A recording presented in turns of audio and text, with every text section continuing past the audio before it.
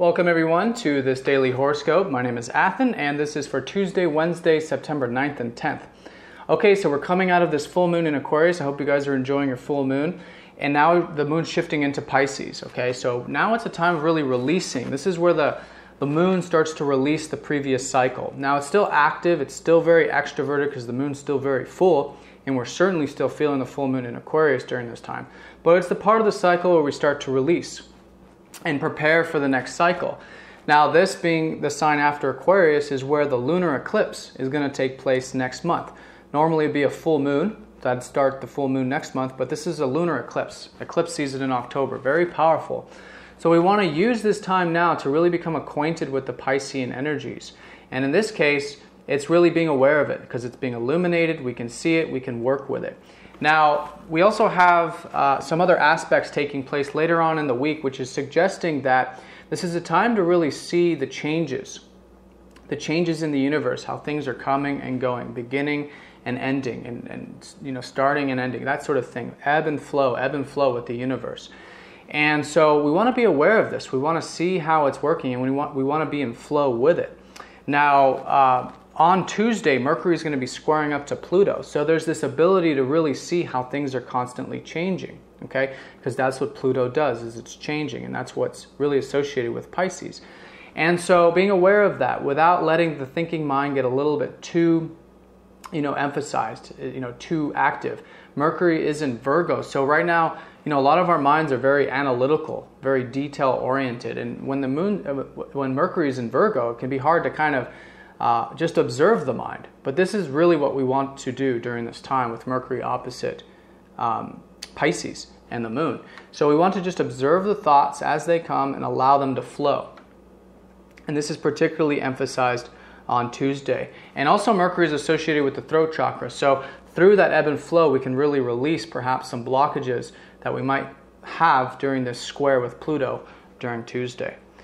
Now on Wednesday, Venus will be opposite Neptune. And so this is suggesting that, this can be a very dreamy sort of Pisces energy now for these 2 days. Because normally, Pisces may be a little bit dreamy, but especially when Venus is opposite Neptune, that's a dreamy time anyway. So add the moon in Pisces to that, and you've got a pretty, fantasy sort of realm where you can really see through the veils of consciousness. But what's important in this is that we really stay connected to our hearts, because with Venus opposite Neptune, it's really suggesting that we want to come to a balance.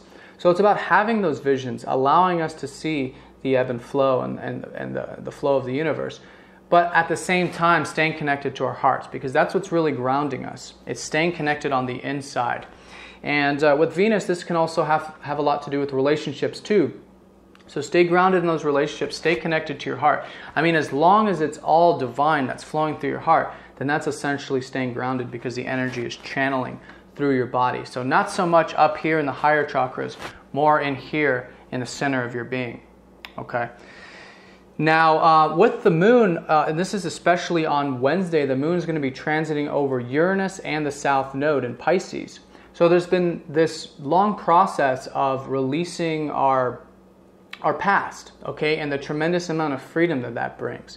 And this is, early childhood, it's just past conditioning, emotional conditioning, past lives even, just flowing with it, just allowing it to come up, to be observed, and then allowing it to go and releasing. And when we do that, there's a tremendous amount of freedom. So I really feel that Wednesday, this is going to be emphasized here. So anything that comes up that's perhaps emotional or from the past, just observe it, especially with Mercury here. It's just observing, okay, and releasing, and allow it to go. And that's what's helping us stay in the flow of the universe, I think, here for these 2 days. All right, so I'm going to draw a card and see where Spirit would like me to put a little bit more emphasis. Okay, Mars.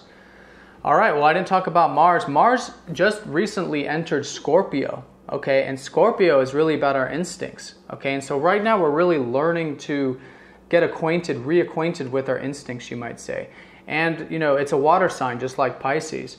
So I think what this is saying is if you look at Mars, he's just he's chilling. He's just relaxed.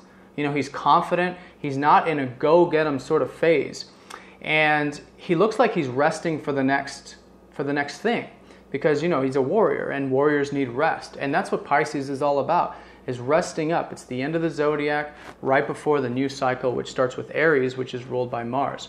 So I think what this is saying is just use this time to rest, use this time to relax, meditate, whatever you need to do to, you know, become reacquainted, especially with your inner emotional state, with your instincts and all of this. And this will help prepare you for the next cycle as the moon goes into Aries and we start to gear up for the next new moon. All right, guys, I hope you enjoyed. Thanks for watching, and I'll see you next time.